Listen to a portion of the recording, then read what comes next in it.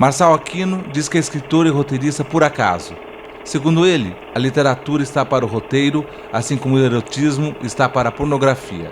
Trabalhou anos no jornalismo diário, nas editorias de polícia dos grandes jornais. Por intermédio do diretor Beto Brant, Marçal debutou no cinema. O diretor realiza o filme Os Matadores, inspirado no conto homônimo do escritor. De lá para cá, foram mais de 7 filmes que, de alguma maneira, tiveram a sua mão. Marçal Aquino é o nosso entrevistado de hoje, aqui no nosso Sala de Cinema. Marçal Aquino, bem-vindo ao nosso Sala de Cinema, é um prazer a sua presença aqui. Marçal, você foi jornalista durante um grande período, depois se torna roteirista. Qual que é a sua reação com o cinema antes de se tornar roteirista? Olha, eu acho que antes de qualquer coisa eu sou escritor. Essa é a minha casa. Eu sou um ficcionista, eu só virei roteirista porque eu criei histórias que quiseram filmar. Então, na verdade, eu sou um escritor, eu queria ser escritor desde menino, sabia que literatura não é profissão, então eu fui para o jornalismo por causa da literatura. Foi a literatura que me levou para o jornalismo. Eu nunca trabalhei em outra mídia. Você não pensou em ser outra coisa além de jornalista? Nunca nada. Eu queria ser escritor. Publicitário? Não me interessava. Nunca me interessou. Nem advogado. A turma dizia, vai ser advogado que é bom para poder escrever e tal. Eu achei melhor ser jornalista. Já vivi. Aí eu trabalhei só com mídia impressa. Eu nunca trabalhei com rádio, nem televisão, nada. Eu só trabalhei com mídia impressa porque eu gosto de texto. Eu trabalhei no Jornal da Tarde, que era um jornal que naquele período ainda era o velho Jornal da Tarde, que privilegiava o texto literário. Ou seja, eu sempre fui escritor. Sempre gostei de cinema, desde menino. Mas eu nunca pensei em trabalhar com cinema. Eu acho que em matéria de atividade economicamente inviável bastava a literatura. Já. Então, o cinema é acidental na minha vida. O Beto Brant é que resolveu filmar um conto meu. Ele não me conhecia. Ele me procurou em 91 para obter os direitos para fazer um curto. Um conto chamado 11 Jantares, que ele nunca filmou. Mas eu cedi o conto e a gente ficou amigo. Então, quando ele parte para o longa, que ele era um curta-metragista, quando ele parte para o longa, ele me pede uma história, eu mostro para ele um projeto de romance que eu acabei abandonando e publicando como conto, um conto longo chamado Matadores. Então, nós começamos uma parceria que já rendeu 6 filmes. Agora, a sua literatura, você acha que tem essa pegada de cinema? Essa coisa cinematográfica? Eu fui muito... Essa coisa cinética, como se diz? Imagética, né? Eles gostam mais, né? Na USP lá falam-se mais em imagética, parece que é lá. É o seguinte, eu sou um cara que fui muito... as coisas visuais sempre me atingiram, né? Eu sou o cara que veio do quadrinho. Eu desenhava quando era moleque, bem novo. Então essa coisa visual sempre esteve presente. O fato de eu ter me envolvido com cinema, nada tem a ver com essa coisa visual da minha literatura. Minha literatura era visual antes de eu me meter com cinema. Quer dizer, o que é um escritor? Ele escreve dentro das suas limitações. As minhas limitações são essas. Eu só sei escrever dessa maneira. É uma coisa visual, descritiva, narrativa, colada no real. Enquanto você fazia jornalismo e escrevia como escritor apenas, sem pensar no mundo do cinema ainda, o jornalismo não te atrapalhava como a escrita? Você vê que essa é uma lenda, né? Os jornalistas reclamam. Todo jornalista reclama. Todo jornalista reclama, diz que esteriliza o texto. Eu tenho aquela máxima do Hemingway que eu adoro, né? Como é que é? O jornalismo é uma excelente profissão desde que abandonada há tempo, né? Eu adoro essa frase, é a minha frase de cabeceira. Primeiro que eu trabalhei num jornal que privilegiava a linguagem literária, que era o Jornal da Tarde. Eu me lembro de estar na reportagem e o meu editor me dizer, vai ver esse fato lá e me traga uma novela policial. Então eu trabalhei num lugar onde se valorizava o texto literário. Então eu não tive esse problema do texto ser podado. Pelo contrário, estimulavam que você pensasse como escritor. A sua literatura traz muito do jornalismo? Você referiu ao seu editor que dizia, vá à rua, vê esse acidente e me traga uma novela policial. Essa coisa policial, que permeia muito a sua obra. Sim, eu gosto. Boa parte da sua obra. Eu gosto. Não é nem policial, eu gosto de criminal, é uma literatura criminal. Isso influencia? Certamente. Eu sou o cara que se beneficiou dessas coisas, que não teve conflito em pensar. Até porque eu vejo a minha literatura como o seguinte, por que a minha literatura não é uma espécie de jornalismo narrando notícias que não aconteceram? Por que não pensar assim a literatura, como uma literatura realista, onde não acontece nada que não esteja no real? Claro, tem um trabalho de linguagem ingênua pensar que você chega e derrama. Existe um trabalho de sintaxe, etc. Agora, eu tô colado no real. Eu sou um escritor quase hiperrealista, eu lido com o real. Me interessa o real. Ninguém voa nos meus livros. Se voar, eu explico por que voa. Entendeu? Eu gosto desse corte. E isso aí o jornalismo, então, sempre me auxiliou. Nunca houve conflito, eu não tive esse problema. Essa parceria do Marçal Aquino com o Beto Brant, eu acho que talvez a parceria mais interessante entre escritor, roteirista e diretor e um cineasta, né? porque eles são muito amigos, eles se conhecem, eles se frequentam as casas um do outro, e é muito comum o Beto Brandt chegar na casa do Marçal, quando o Marçal está trabalhando, ele vai lendo já os textos no computador, trocam ideias. O Beto Brandt influencia nos livros do Marçal, dá palpite, sugestões, tal. O Marçal ouve o Beto, eles se gostam muito, né, se respeitam muito. Então é uma parceria que se realimenta, tem ali uma dupla troca, né, uma coisa de mão dupla. Marçal, os Matadores marcam o início da sua parceria com o Beto Brandt. Matadores era um conto seu. É uma novela, cara. Eu comecei a escrever isso porque eu fui lá para a Fronteira e fiquei muito interessado. Eu fui como repórter e fiquei interessado naquele universo de Matadores de Aluguel da Fronteira. E comecei a escrever um negócio que era uma novela. E eu tive a ambição de escrever acho que 3 blocos da novela no começo. Tinha uma ambição narrativa ali, que uma coisa negava a outra. Eu fui fazendo um efeito dominó. Você lia a segunda parte, aí que você entendia a primeira. Tinha um jogo ali que depois aparece no filme. Mas chegou um momento eu fiquei meio esnucado. Você não pode morder a própria cauda.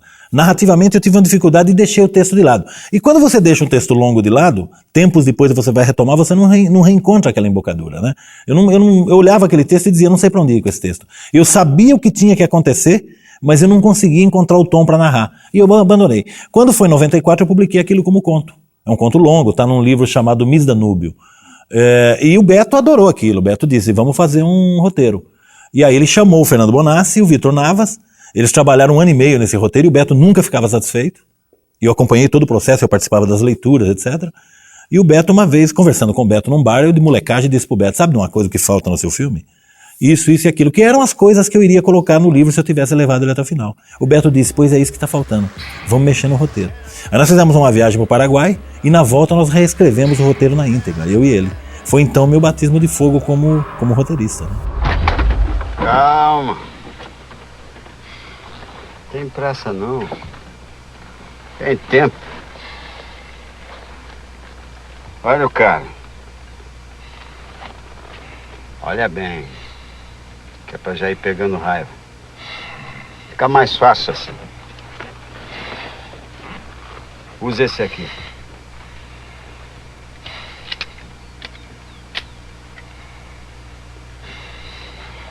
Primeiro serviço. Nesse começo, qual era a sua dificuldade em fazer roteiro? Eu não conseguia visualizar. É uma coisa curiosa. O Matadores, eu me lembro que eu não enxergava um palmo dentro do nariz. Eu descrevia a cena, mas eu não conseguia imaginar como ela ficaria na tela. Então foi chocante quando você vê o filme e aquilo que você escreveu transformado. A partir do Ação entre Amigos, eu já fiquei mais malandro. Porque eu comecei você começa a visualizar.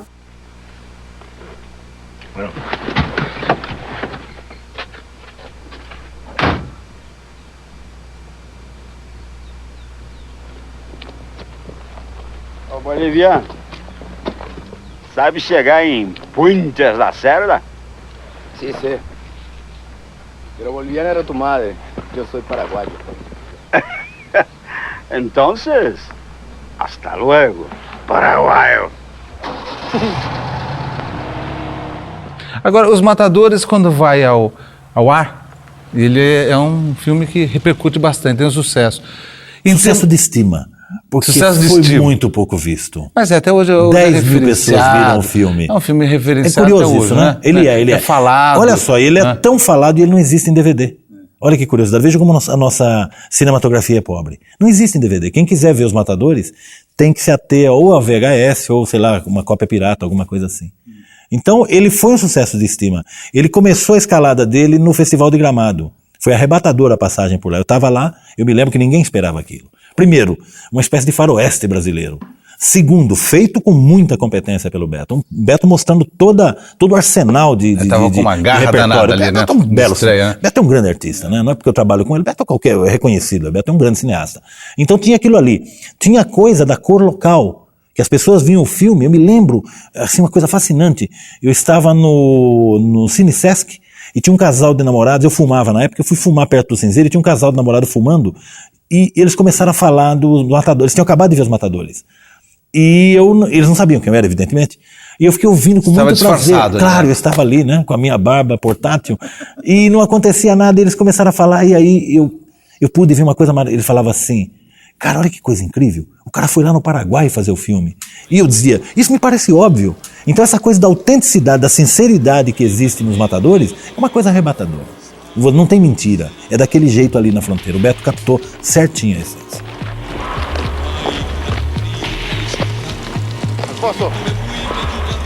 ¿Llamas a Alfonso, hermano? ¿Qué? ¿Qué?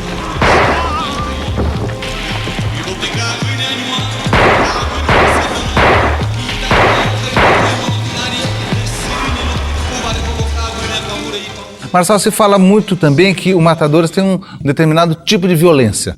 Tem uma violência implícita e às vezes até explícita. Isso dentro do cinema brasileiro é muito comum, a violência, se fala muito dessa violência, né? Talvez uma das razões que inclusive o público se afasta um pouco do cinema brasileiro. No seu caso dos Matadores, no caso do filme, que tipo de violência que você se permitiu ali? Nos Matadores eu ainda tenho algumas cenas que são cenas graficamente muito cruas. Tiro, matança mesmo. Tem uma cena que ele vai executar um cara pela primeira vez, ele mata o cara. Tem um tiro, tem vários tiros, tem muita morte ali. Era um componente da literatura que eu escrevo, afinal está na realidade, né? Eu não posso ser culpado por ter violência na realidade, né? Aquela história, você não pode mandar prender o inventor da escala Richter por causa do terremoto, né? É apenas uma forma de medir. Só isso o censor, né? Que manda fazer isso. É um pouco isso. Então o que acontece? Quando nós avançamos, nós vamos falar de um outro tipo de violência, que é a violência política, que está no Assante Amigos, e nós chegamos num negócio que me interessou muito. Eu comecei a escrever O Invasor em 97, que é o filme que, de certa maneira, consolida o Beto como diretor. E nesse livro, no momento em que era livro, eu já me preocupava com essa questão da violência. Eu não via razão para ficar descrevendo a violência no livro. Quando nós partimos para o roteiro, eu levei essa mensagem para o Beto. Falei, Beto, não faz sentido ficar. E o roteiro, então, e chega no filme isso. Então você tem um filme extremamente violento, mas é um filme que não tem um tiro e não tem um tapa. É verdade, no Invasor. No Invasor. Mas agora então nós viemos dessa violência que eu acho assim que você está fazendo pela primeira vez. Você acredita em algumas coisas. Eu, por exemplo, hoje sou partidário no cinema do que não é mostrado. Hoje me interessa muito mais dentro de um filme que não é mostrado do que propriamente aquilo que é mostrado. Eu, por exemplo, hoje rejeito essa violência explícita que o computador permite hoje, né? Hoje corta-se cabeças à vontade em cinema. Né? Não diga o Tarantino. Tem problema nenhum. Eu confesso para você que eu não sou fã. Eu gosto mais de um outro tipo de violência. E aí nós conseguimos, então, chegar nesse denominador. Agora, a violência é um componente do que eu escrevo, não há como... Está na realidade, eu estaria fazendo uma literatura fraudulenta se eu contemplasse a realidade e não falasse da violência.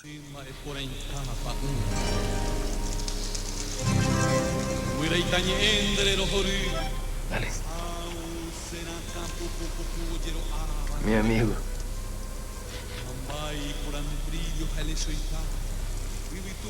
Dale.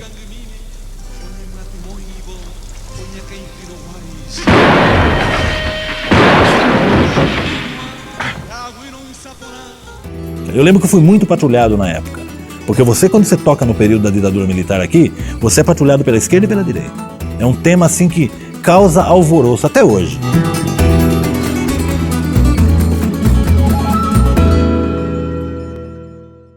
Agora você acha que a sua violência, ao longo do seu trabalho, desse desenvolvimento, ela vai sendo lapidada, é isso? Ela vai se sofisticando? Duas coisas, né? Nós criamos depois a teoria do monstro, né? Que a teoria do monstro é aquela que diz assim, o monstro mais aterrador é aquele que você não vê. Não adianta você mostrar o monstro no cinema. 15 minutos de monstro no cinema, por mais escabroso que ele seja, tem uma menininha que diz, ele é tão coitadinho, fudeu o seu monstro não é mais nada. Então o segredo é não mostrar o monstro. Então a violência é igual. Você mostrar um cara cortando cabeças é uma coisa chocante. Agora, você insinuar que ele vai cortar a cabeça e não mostrar, eu acho hoje muito mais contundente. O que não é visto fica aqui na cabeça do espectador. Como ele já viu isso, ele tem repertório dessa violência, você não precisa mostrá-la de forma gráfica. Hoje eu sou contra, eu acho assim, somente aqueles casos muito que você precisa daquela violência ser mostrada por alguma razão contextualizada. Fora isso, eu sou contra mostrar violência em cinema. Em qualquer lugar, na verdade. Nós já temos violência suficientemente, em grau suficiente na televisão. Hoje, com essas câmeras de segurança, o arsenal de cenas de violência que nós somos submetidos diariamente nos telejornais é uma coisa absurda. Porque hoje dificilmente enfadonho até. Algo é cometido e não tem imagens. E eu sinto nisso aí uma coisa curiosa, que é o outro perigo da violência, que é uma coisa que eu sempre tomei cuidado. Você não fetichizar a violência. Não transformar a violência num fetiche. E eu acho que essas câmeras hoje, os jornais, fazem isso enlouquecidamente, até meio irresponsavelmente. Então o que eu precisava aqui que vocês me dessem uma força aí, é que vocês que já viram esse negócio aqui acontecer, dizer pra mim, ó, o que é que fica real aí, pra não chegar aqui na hora que eu olhar, ficar, ai, que horror. Não, mas é isso mesmo. Porque mais horror que isso, só se meter 2 copos aí, mas isso que eu não quero. Eu quero só insinuar esse terror. Agora, Ação Entre Amigos, que é um grande filme, seu com o Beto Brant. Como que surge a ideia daquele filme? Eu queria escrever aquilo desde o dia em que o Pena Branca, lembra do Pena Branca, um jornalista chamado Otávio Ribeiro? O Otávio trabalhou aqui no Jornal da Tarde. Vários livros dele autografados. O Otávio trabalhou no Jornal da Tarde. O Otávio ali por 82, eu imagino, 83, deve ser 81, 82, ele foi o primeiro cara a entrevistar o Cabo Anselmo. Ele apareceu na redação dizendo, eu tenho uma entrevista com o Cabo Anselmo. Não tinha nada gravado, não tinha voz, não tinha foto, porque o Cabo Anselmo não permitia, tinha só o texto.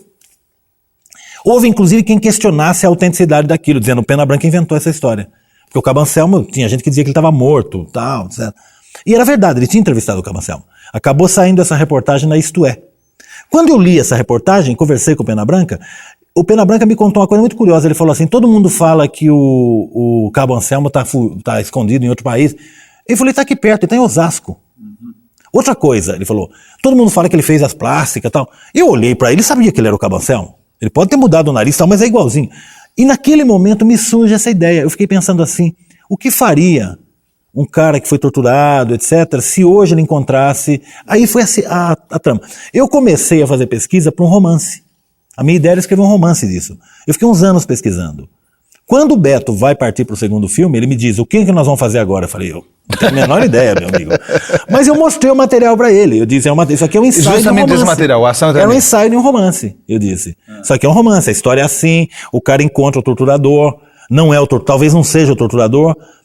E o Beto se apaixonou por isso. Viu aí uma oportunidade de fazer uma discussão, porque não é um filme político. Não me interessava a política. Eu lembro que eu fui muito patrulhado na época. Porque quando você toca no período da ditadura militar aqui, você é patrulhado pela esquerda e pela direita. É um tema assim que causa alvoroço até hoje. Pode olhar, olha a grita que foi essa coisa da Comissão de Direitos Humanos aí, independentemente de entrar no mérito da questão. O tema é um tema sensível no Brasil. É um tema muito sensível. E quando nós começamos, saiu uma nota num jornal que o Beto estava fazendo um filme sobre guerrilha, começou neguinho vir buzinar no meu ouvido. Ninguém vinha falar, olha, eu quero ler, como se precisasse desse imprimatur para poder falar sobre o assunto. E eu sou um cara que adora escrever sobre aquilo que eu tenho vontade de escrever. Não existe nenhum tema tabu para mim, eu tinha uma trama que eu achava muito boa, que era os caras, hoje, o que foi feito desses 4 guerrilheiros? Um deles se manteve fiel, era assessor de um deputado de esquerda. O outro tinha enriquecido, o outro estava na bebida e no jogo, o outro era um cara qualquer. E o que esses caras fariam se encontrasse o homem que torturou? É essa questão que é o plot central do Ação Entre Amigos, que é uma história humana, na verdade, e que no fim termina em tragédia. Então, na verdade, não me interessava discutir política. Política era um dos aspectos. E eu não quero fazer um filme sobre a ditadura militar, não é isso. Eu queria pegar a ditadura militar como elemento ficcional. E mesmo assim nós sofremos um patrulhamento pavoroso. Você viu ele morto? Nenhum de nós viu, porra. Deu em tudo que é jornal. O Correia morreu naquele avião, Miguel. Eloy, você sabe que dá pra plantar notícia no jornal, ainda mais naquela época. Isso é besteira, você tá xarope, o cara morreu. A gente até comemorou. Olha aqui, ó, um avião cai. Dali a 5 dias encontram uma porra no meio do mato e junto aproveitam pra enterrar o Correia num caixão fechado. Foi isso que aconteceu. O enterro passou na televisão. A viúva do cara lá chorando. Que isso? Eloy, companheiro, quando um cara como Correia tem que sumir, morre também pra família. É, porque vocês colocam a história de 4 ex-guerrilheiros que vão matar você precisava ter torturador. Quer que eu te conte uma coisa? Quer que eu te conte uma coisa dogma na esquerda brasileira? Eu te conto uma coisa curiosíssima. O Fernando Bonassi é autor desse roteiro também. Olha que coisa curiosa. E ele, quando eu e o Beto mexemos, fazemos o que nós chamamos de roteiro final, que nós reescrevemos o roteiro, tal. O Bonassi tinha escrito até aquela etapa. Aí eu e o Beto pegamos, modificamos o final, etc. O Bonassi leu aquilo, e íntegro como ele é, ele pediu a retirada do nome dele dos créditos, dizendo que nós íamos fazer um filme de direita. Por quê? Porque por causa desse ajuste de contas. Porque onde já se viu o guerrilheiro... Mas nós mostramos no filme que a tragédia é maior. No fim ela atinge todos eles. Nossa, maravilhoso. Aquele rosto do Cacá Amaral no final, aquele close do Cacá Amaral é uma coisa espetacular. Eu achava que era ingenuidade do Bonassi. Porque o Bonassi é aquela coisa ideológica, né, bicho? O Bonassi tem uma ideologia... Hoje ele melhorou muito, mas... A toda prova. É um saco, né, bicho? Eu acho cansativo. Eu tô falando, Bonassi, você leu o Marx errado. Você leu o Groucho Marx achando que era o Karl Marx, bicho. Não é possível. Porque você começa a ser muito rígido. E eu não gosto de coisas rígidas. Eu acho que a arte... Se uma coisa que a arte não comporta é essa rigidez. Você tem que ser maleável, você tem que contemplar a ideia de fazer uma comédia sobre nazismo, como o Tarantino fez. Você tem que ter essa possibilidade. A arte é livre para isso. Feita com responsabilidade, afinal ninguém é bobo. Não estamos falando... O Benigni fazer com os nazistas. Você está entendendo? Essa é a coisa. Então eu queria muito trabalhar com aquele tema na ocasião. E nós sofremos esse tipo de problema até nas nossas próprias fileiras. Porque o Bonassi aí viaja para a Alemanha, o filme é feito, é rodado, o filme passa, quando o Bonassi volta da temporada alemã dele, ele assiste o filme. E aí eu vejo uma entrevista dele no Jornal da USP dizendo assim, olha, eu também sou autor do roteiro desse filme. E eu pensei, o Bonassi maravilhoso, meu amigo querido, eu falei assim, que coisa sensacional. Ele acaba de declarar que ele gostou do filme e que nós estávamos certos e ele errado. Ele reconheceu.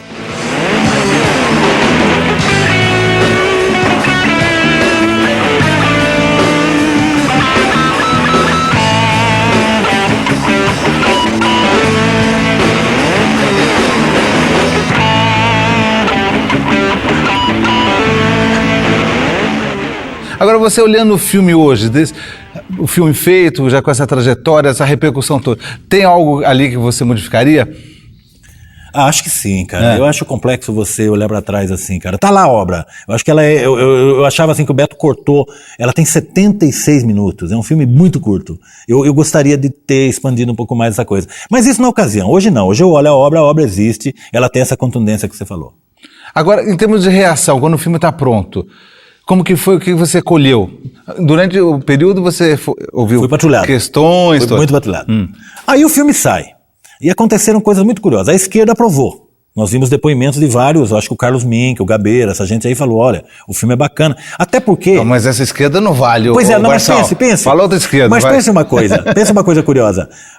Essa esquerda verde. Esquerda verde. Mas pense uma coisa curiosa. Naquele momento, um pouquinho antes, tinha passado O Que É Isso, Companheiro? E foi inevitável a comparação entre os dois filmes, embora ela seja absurda, porque são dois filmes diferentes entre si, inclusive com a diferença de orçamento gritante, né? E resultados, etc. E aí aconteceu uma coisa curiosa. Eu fui numa noite de autógrafos na Livraria Cultura, com um livro do Percival de Souza, e o Percival tem muita amizade no meio, na ala militar, digamos assim. E eu me lembro de ter sido chamado numa roda e ser cumprimentado por um general, não me lembro o nome do general. E ele me disse, meus parabéns, o filme é ótimo. Quer dizer, daí eu liguei pro Beto, falei, onde que nós erramos? Porque nós agradamos a esquerda e a direita, isso ninguém consegue nesse país, né?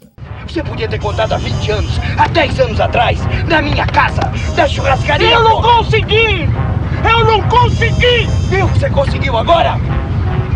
Covarde!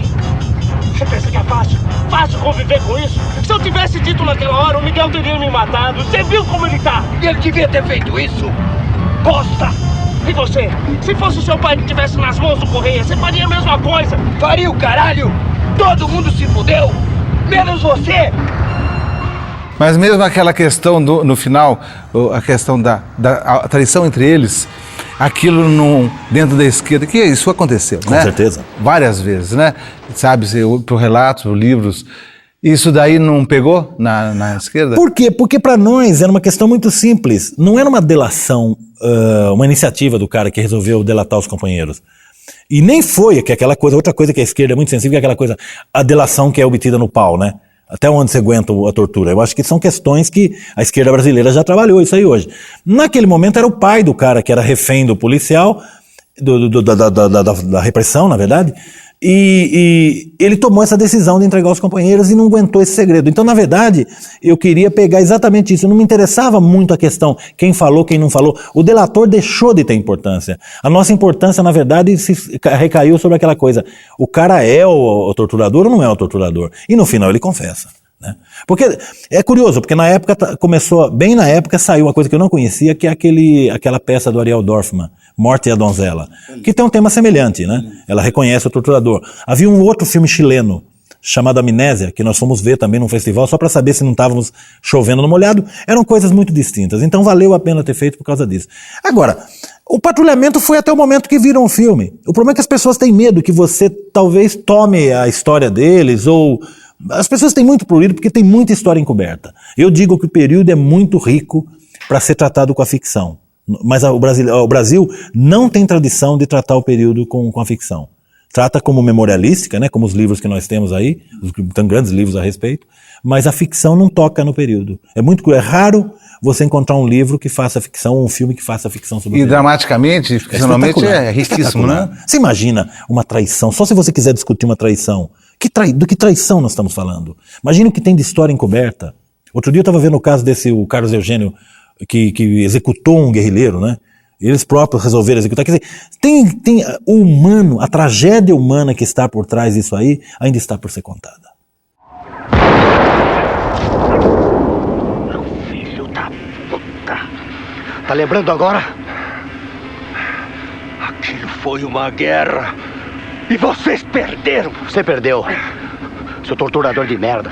Chega, Miguel. Você já deu um tiro nele, ele tá fudido. Tô cobrando minha dívida. Sua dívida não é só comigo, não. Como é que você acha que eu tava te esperando na porta daquele banco, hein? Você nunca pensou nisso? Um de vocês me deu todo o serviço. Tinha gente trabalhando dos dois lados. Tem que se reconhecer isso. A Sabotagem é uma espécie de autor daquele filme também, porque todos os diálogos do Paulo Miklos passaram pelo crivo de Sabotagem.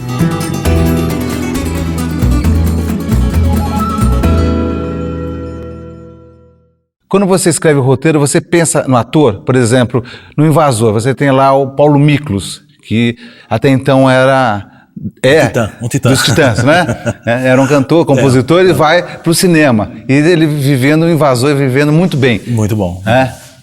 Esse tipo de surpresa, na hora que você vê um rosto no seu personagem. Não. O Beto é muito democrático. O Beto divide as escolhas. O Heitor também. O Heitor Dália também é um diretor com quem gosta de trocar informações, sabe que eu conheço cinema, tal, estabelece um diálogo bom. O Beto tem essa coisa de chegar e dizer, tô pensando em fulano, o que você acha? Agora, o Paulo Miklos é o famoso rinoceronte, né, bicho? Porque o Beto queria um rosto não conhecido. Ele estava trabalhando com um cast maravilhoso, o Alexandre Borges, o Marco Rica, a Malu Mader, a Mariana Ximenes, estava tudo muito bem. O problema foi o seguinte, até tem uma cena engraçada no momento em que está se definindo o cast. A Cleo Pires já manifestava a vontade de fazer cinema. Então o nome dela circulou numa reunião onde eu estava, falou-se na Cleo. Alguém conhecia a Glória Pires e disse, a Cleo quer fazer cinema. Então a Cleo foi pensada naquele momento para fazer o papel que depois a Mariana Ximenes acabou fazendo. Então eu saio e vou viajar no momento em que estão discutindo essa coisa, a filha do Fábio Júnior e tal. Quando eu volto, o Beto tinha chegado no nome do Invasor. Ele me liga e diz assim, achei o Invasor. E eu, quem é? Ele falou, é um cantor. Eu pensei, é o Fábio Júnior, porra, sabe? Porque estavam falando da Cleo. E na verdade não era. Quando ele diz Paulo Miklos, eu confesso que eu fico parado um segundo pensando, eu conheci o Tony Bellotto, sou amigo do Tony, que escreve e tal, né? Um escritor. E fiquei pensando naquilo. Até para identificar quem era o Paulo dentro dos Titãs. Daqueles 8 elementos ali. Porque eu tinha que... Deu um momento de parada e eu disse... E pensei no rosto do Paulo. E disse pro Beto... Uau. Mas o Paulo já atuou? Não, nunca atuou. E eu pensei... Olha o Beto mais uma vez fazendo uma ousadia. E deu certo.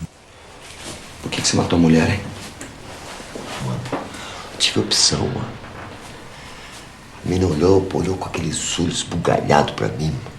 Eu enquadrei os dois, cheguei, que quando eu cheguei lá, mano, me olhou na minha cara com aquele olho descabelado, minha ainda gritou 2 vezes, deu uma goela, fez pra todo mundo ouvir, porra. Aí eu cheguei, chamei no Taurus, cara. Artigo morto. Paulo Miklos é uma surpresa dentro do Invasor. Um filme que deve muito ao Sabotagem. Tem que se reconhecer isso. O Sabotagem é uma espécie de autor daquele filme também, porque todos os diálogos do Paulo Miklos passaram pelo crivo do Sabotagem. Porque na hora de escrever diálogo eu sei que tinha muita gíria de mano, de periferia. Eu tinha 2 caminhos. Ou eu ia lá fazer um laboratório, coisa que eu detesto. Eu acho uma merda quando você tem que fazer laboratório. Sabe, você vai lá, fica lá 15 dias conversando com os manos, não Essa imersão, não gosto, nada com você. Aí eu não acho isso necessário, cara. Eu não acho necessário. Você não precisa matar alguém para saber o que é matar. Senão, onde nós vamos com isso? Não precisa fazer. A experiência, o escritor vive se ele quiser. É uma coisa que... E não necessariamente ter vivido a experiência torna a descrição dessa experiência mais intensa. Às vezes a imaginação... Tá o Tolstói dizendo isso para nós, né, o tempo todo, né? Então tinha essa coisa. O Sabotagem, quando chega... precisava de um rapper, era prevista a presença de um rapper no roteiro. O Sabotagem começa, a gente viu que tinha uma inteligência artística fabulosa ali, e entregou o Paulo para o Sabotagem.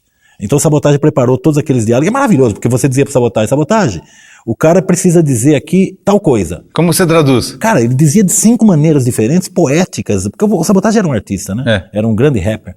Então o filme teve eu acho que esse valor, sabe? É uma coisa assim, um registro de um artista em ebulição. E o encontro de 2 capacidades ali, que o Paulo também é um grande ator. O Paulo se jogou. O Paulo estava lançando um CD na época e ele vinha direto da turnê sem dormir, entrava no set e mandava bala. Eu acho que foi um momento de grande garra também, porque é um filme barato também, é um filme feito em 16mm, sem nenhuma luz, a não ser a luz natural dos ambientes. É um filme corajoso, outra vez corajoso, porque tem linguagem ali, tem tudo. Que é esse cara? Sabotagem. Cumprimento seu mano aí, mano. E aí, nego, velho? Firma. É? E aí, nego, velho? Firmão. Forte, nego. Tem 3 gravadoras nas botas do cara aqui, ó. Mais um negócio que nós vamos investir. Como é que é? 5 conto pra fazer a gravação. Manda o som aí, Sabotagem. Aí.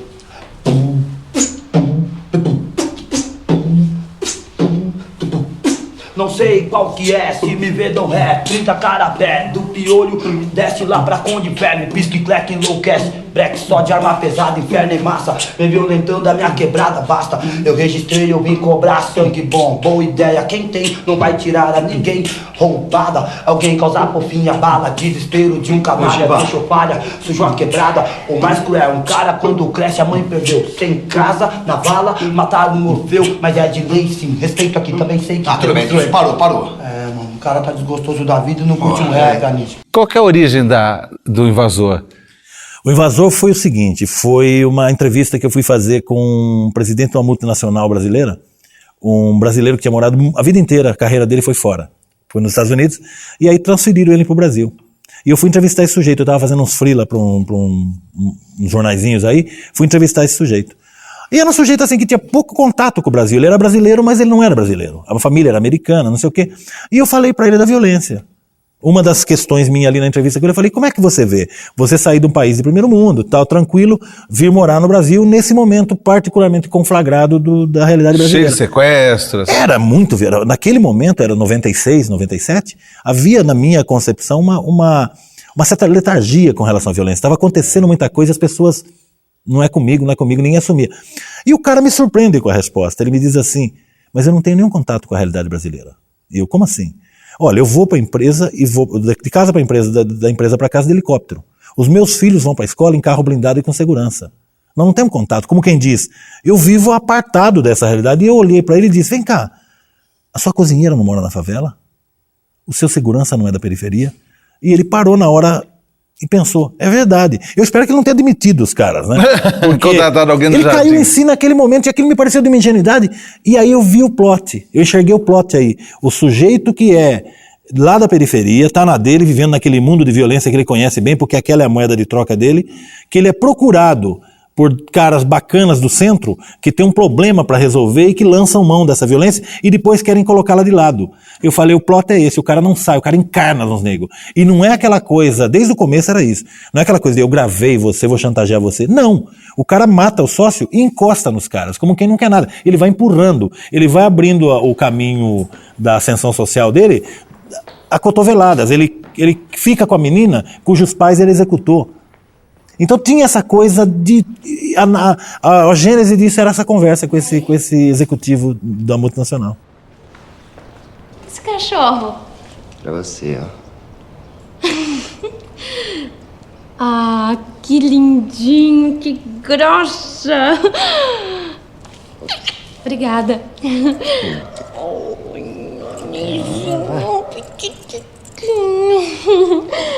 Tá com sede, bichinho? Tá com sede? Eu vou pegar um pouco d'água pra ele. Vai lá. Adorei.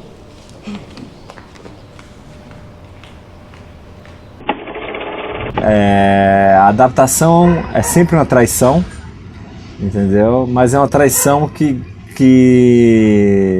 igual uma traição amorosa. Você trai, mas você ama quem você tá traindo, entendeu? Então é um pouco isso, entendeu? Porque você tem que trair porque é outra linguagem. Mas ao mesmo tempo você tem que se manter fiel. ao espírito da obra, de alguma maneira. A essência daquela obra tem que estar ali, traduzida, mesmo que ela de outra maneira, com outra perspectiva, entendeu? E são o diretor de cinema, normalmente ele faz escolhas diferentes do autor, porque o meio requer essa diferença. Marçal, o Nina é um pós-Raskolnikov, né? Ele é calcado no Crime e Castigo do Dostoiévski. Só que daí você tem, no livro era um homem, no filme é uma mulher. Como que surge essa história? Eu não conhecia o Heitor Dália. Em 2000 o Heitor me procurou e falou: quero trabalhar com você.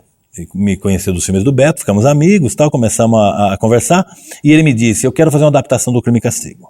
Me lembro até hoje, nós fomos almoçar no Ritz, e ele me disse isso: eu quero fazer uma adaptação do Crime e Castigo. Eu falei: boa sorte, procure um roteirista. Eu não quero fazer. Não tenho vontade de fazer Dostoiévski em São Paulo. Primeiro que eu não tenho dinheiro para isso, vai ficar mal feito. Mas aí ele me diz: não, mas eu não quero adaptar. Eu quero capturar aquele clima que tem no livro de culpa sem possibilidade de expiação.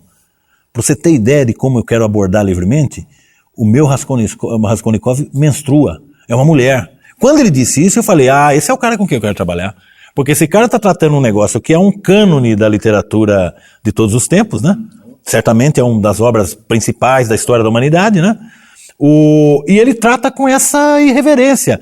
O que você quer, Heitor? Olha, uma das coisas que eu quero, ele me disse, eu quero abordar o universo Kluber.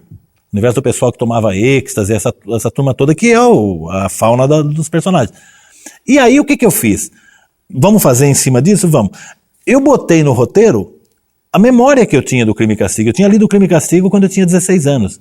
Ora, se você vai adaptar um livro, você lê 200 vezes o livro. Eu nunca reli o Crime e Castigo. Eu botei no primeiro tratamento de roteiro que nós fizemos a essência daquela coisa do duelo entre a velha e a Nina. O Heitor tinha uma coisa da linguagem de mangá, que depois o Lourenço Mutarelli acabou fazendo aqueles desenhos, né? As desanimações, que o Lourenço chama de desanimações. E o resto, aconteceu um processo muito interessante. Acho que foram 11 tratamentos de roteiro, 11 versões do roteiro, enquanto o Heitor não conseguia filmar. À medida que nós fomos retocando o roteiro, nós voltamos a nos aproximar do livro. Porque num primeiro momento era muito livre. E aí nós começamos a enxergar episódios pontuais. Aí saiu naquele momento aquela tradução do Paulo Bezerra, porque o Crime e Castigo nunca tinha sido traduzido direto do russo. É a primeira vez que saiu no Brasil direto do russo. Então o Heitor releu aquilo. Quando o Heitor releu aquilo, ele ficou mais impregnado daquilo. Então aí nós tratamos episódios dentro da coisa. Agora, quando o produtor veio conversar comigo, eu disse: não cometa a ingenuidade de botar que é uma adaptação, porque não é. Também não cometa a ingenuidade de não mencionar nada, que o primeiro gaiato que assistir esse filme vai falar assim: mas isso é um plágio do Crime e Castigo. E para evitar esse tipo de problema, está escrito lá: livremente inspirado em Crime e Castigo, que é o que deve ser. É isso que ele acabou de falar, que nós trabalhamos com absoluta liberdade, sabendo que íamos trair a obra. Não interessava para nós. Eu espero que o Fyodor não tenha virado no túmulo, né? Dona Eulália, o que é isso?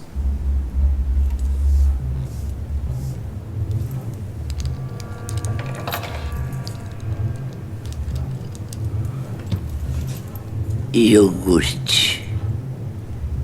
Tô falando de etiqueta, Dona Eulália. É simples.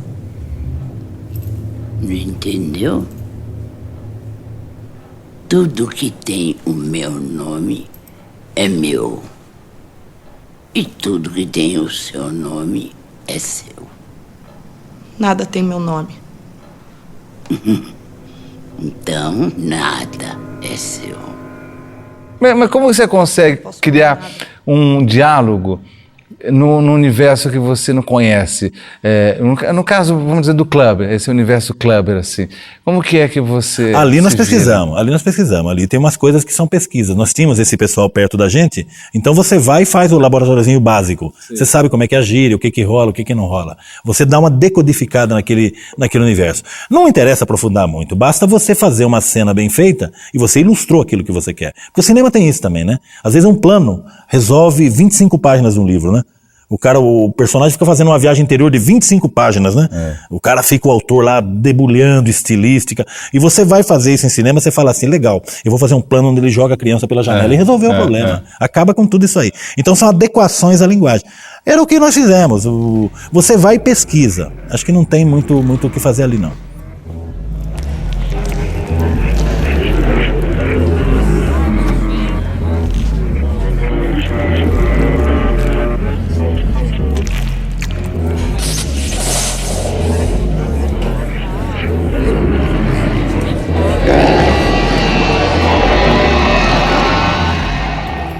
Roteiros eu sento no computador e mando ver. Literatura eu escrevo em cadernos, à mão. Você imagina a lentidão que é isso. É um outro ritmo, é um outro tipo de pensamento, é um outro tipo de abordagem.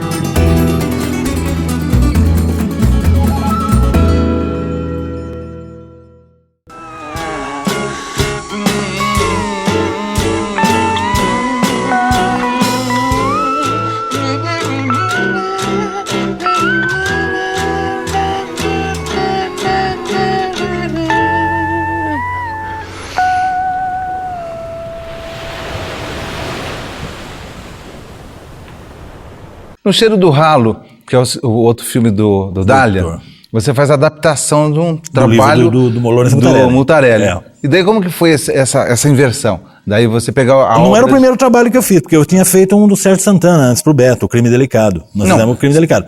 Mas especificamente no caso do Lourenço, aconteceu uma coisa curiosa. O Heitor queria, desde o começo, o Heitor queria fazer um segundo filme. Ele estava fazendo o Nina e ele me disse, você que lê todo mundo, a hora que você encontrar um livro bacana, me mostra. Eu conheci o Lourenço, que é meu vizinho aqui na Vila Mariana, e eu não sabia que ele tinha lançado um romance, porque o Lourenço é quadrinista, era pelo menos. Eu comprei esse livro na Cultura, e qual não foi minha surpresa? Eu percebi que era um romance, e não um quadrinho. E fui lendo, desesperadamente, porque aquilo pega você. Eu me lembro lendo no metrô, assim, desesperadamente. No meio do livro eu liguei pro Heitor. O que mostra essa coisa que eu falo às vezes do cara se envolver com o projeto de corpo e alma.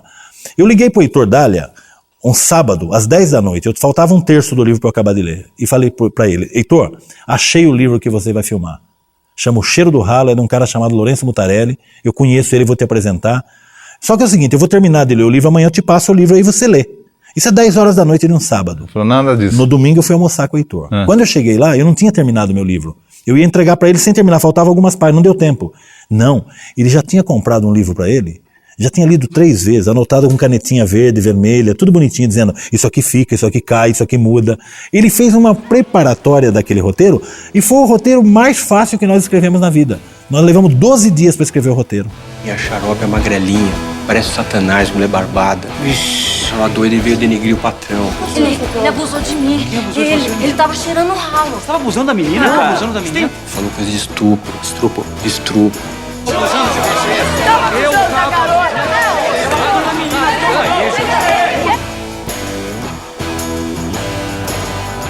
Era bonita? Dizem que parecia o demônio. E que outra aparência ela podia ter? Hoje, o inferno saiu do ralo só pra me ver.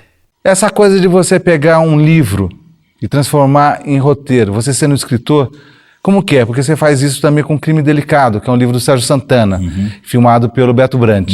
Essa imbricação, essa mudança de papel, como que se dá? Eu não sou o escritor naquele momento. Eu passo a ser roteirista. Não esqueça, eu li aquele livro, gostei como leitor e fim de papo. Já que tem um diretor querendo filmar aquilo, vamos entender quais são as potencialidades audiovisuais desse material. É assim que funciona. Aí é um pouco perguntar para o diretor, que filme o senhor está vendo aqui, meu amigo? O que nós vamos fazer? E aí começamos, porque eu pessoalmente não tenho vontade de adaptar nada. Tá tudo bem, o mundo dos livros, eu sou feliz no mundo dos livros. Eu não quero fazer nada de cinema nenhum. O diretor é que chega e diz, vamos fazer cinema disso? E aí vem aquele negócio, todo livro é adaptável. Quando você adapta o livro do Galera, O Cão Sem Dono... O livro originalmente chama Até o Dia em que o Cão Morreu. Cão Sem Dono é nome fantasia para o filme. Pro filme. Quando você adapta aquele núcleo de personagem, aquele casal, que são mais jovens que você, daí você tem que se apoiar bastante no universo do autor, porque ele está trazendo esse depoimento de geração, que é uma outra geração. Isso. Você tem algumas ideias, você sempre tem ideias, né? Sobre gerações, sobre gente mais nova, gente mais velha, você tem as suas ideias. Uma hora você vai se debruçar sobre isso para valer. É a hora então de colher o que é que tem de mais importante naquele livro. O resto é encontrado na hora da filmagem. O Beto, principalmente o Beto, que trabalha muito com a coisa do improviso, o Beto não é rígido com o roteiro, o Beto trabalha com muita liberdade. Então, mas a gente vai para dentro procurando essa essência. Eu entendi que o Galera falava com conhecimento de causa daquele universo. O personagem, a rigor, era um personagem geracional dele, não meu. Minha geração é outra. Mas é possível extrair aquilo, ou lançar um olhar sobre aquilo e fazer um comentário. Não existe esse muro, porque você é leitor também, né? Quando o Galera dá o livro para você lê e entende um depoimento de geração ali. Aí é uma questão de transformação, de botar no papel para ser filmado. Eu não sei se eu vou ter como te ajudar agora nesses próximos meses, entendeu? Por causa dessa reviravolta toda e tal. Tu vai ficar meio... Entende? Assim, né? Sabe? Tem que cair na real, na realidade, assim. Eu não posso ficar te escondendo as coisas, entendeu? Vai ser um período meio difícil aí que a gente vai atravessar. Não, mas fica tranquilo comigo aí, pai. Eu vou dar um jeito. Eu me viro. Vê lá, né? Aquele dilema que o personagem do Cão Sem Dono vive, aquele personagem, em definição profissional, em definição emocional, tudo. Para você, aquilo, como escritor, mas também um homem, mais vivido, tudo, aquilo soa como? Você empatiza com aquela... Você é solidário? Não, eu sou simpatizo. Eu entendo que... Você rejeita? Não, rejeitar não. Eu entendo que aquilo... Você é uma pessoa mais prática, você me parece uma pessoa mais definida. Hoje, né? Não, mas quando você diz que vou fazer jornalismo, eu quero ser escritor. Não, eu tinha muito claro, eu não tive fricote nenhum. Aquele rapaz não tem essa Tempo, definição. já é outro tempo. Então você começa a ver que os problemas são outros. Você começa a enxergar o problema pela ótica do outro. Você se coloca na pele do outro. De certa maneira, e não tem muito como escrever, né? Se você não se coloca. Eu acho que a gente se coloca. Você tenta pensar, puxa, se fosse eu, como é que é? E eu entendo que há gerações inteiras estão ganhando as ruas hoje formados com seu canudo debaixo do braço e não tem trabalho. Fora que o cara é uma fase de indefinição. Eu também tive minha indefinição. Eu digo isso hoje retrospectivamente, eu queria, mas teve momentos de grandes dúvidas. Quem não tem suas crises religiosas, existenciais, você lê o Nietzsche e fica doidão, acha que... Né? É um pouco por aí. Só que, lê o Reich, mas roupa. Veja que no fundo, muda apenas os personagens. Os impasses a rigor são os mesmos, se você pensar bem. Os impasses existenciais, grosso modo, são os mesmos. Não mudam nem de cidade, né? O mundo, na verdade, é uma repetição quase cansativa, bicho. O que torna interessante é que tem os Beatles no meio, né? Ciro, vamos lá, Ciro, tá? Vamos lá. É mais fácil do que tu pensa, coisa, tá? É mais fácil do que tu pensa, tá? Você já amou? Já. A gente sabe das coisas, tá? Você já amou de verdade? Já. Eu amo demais essa mulher. Mas ela também gosta de ti.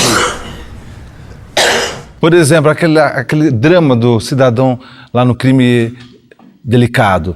Né? Aquilo te empatiza com você? Aquele é um negócio complexo, né? Porque é um cara... Desde o começo que eu li o livro do Sérgio, eu entendi que era onde eu me agarrei. Porque, claro, tinha uma série de leituras ali. O Beto queria falar de arte. O Sérgio Santana tem uma leitura de arte muito particular. O Beto acaba falando de arte. O Beto queria falar de teatro, tá lá.